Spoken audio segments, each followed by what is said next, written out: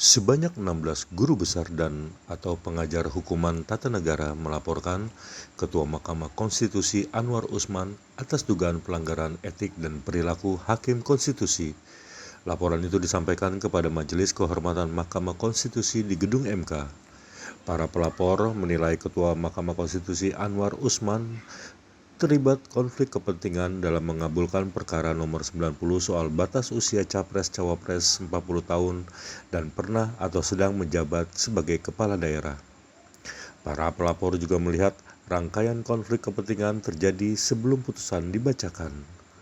Majelis Kehormatan Mahkamah Konstitusi menggelar rapat perdana mengenai penanganan laporan dugaan pelanggaran etik Hakim Konstitusi di ruang sidang lantai 4 Gedung 2 MK. Rapat perdana ini beragendakan klarifikasi kepada pihak terlapor. Rapat dipimpin langsung oleh Ketua Majelis Kehormatan Jimli Asidik beserta anggota Majelis Kehormatan Wahidin Adams dan Bingan R. Saragih.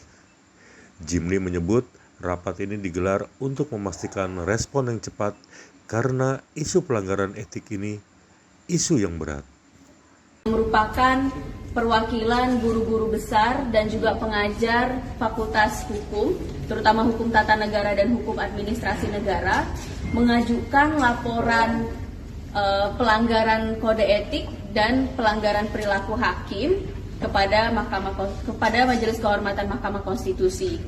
Ada 16 guru besar dan juga pengajar HTN dan HAN yang terlibat di dalam perkara pada kesempatan kali ini, dan seluruhnya diwakili oleh Pusat Studi Hukum dan Kebijakan Indonesia atau PSHK, Yayasan LBH Indonesia, Indonesia Corruption Watch atau ICW, dan juga IM 57. Ada 4 poin yang kami laporkan di sini yang ditujukan kepada Ketua Mahkamah Konstitusi Anwar Usman. Yang pertama adalah berkenaan dengan potensi konflik of interest ketika memeriksa dan mengadili perkara nomor 90 yang memberikan ruang atau privilege kepada keponakan yang bersangkutan untuk mencalonkan menjadi calon wakil presiden, yaitu Wali Kota Solo Gibran Rakabuming Raka. Dan hal tersebut sudah terkonfirmasi dengan yang bersangkutan mendaftarkan mendampingi calon presiden Prabowo Subianto. Yang kedua adalah berkaitan dengan leadership dari yang bersangkutan, ketiadaan judicial leadership dalam memeriksa dan juga memutus perkara tentang pengujian syarat usia calon presiden dan wakil presiden. Kenapa? Karena satu, tidak menaati hukum acara sebagaimana mestinya, karena ada proses yang dilakukan secara terburu-buru dan juga secara tidak sesuai dengan prosedur, terutama berkenaan dengan tidak diinvestigasinya kejanggalan yang berupa penarikan kembali permohonan.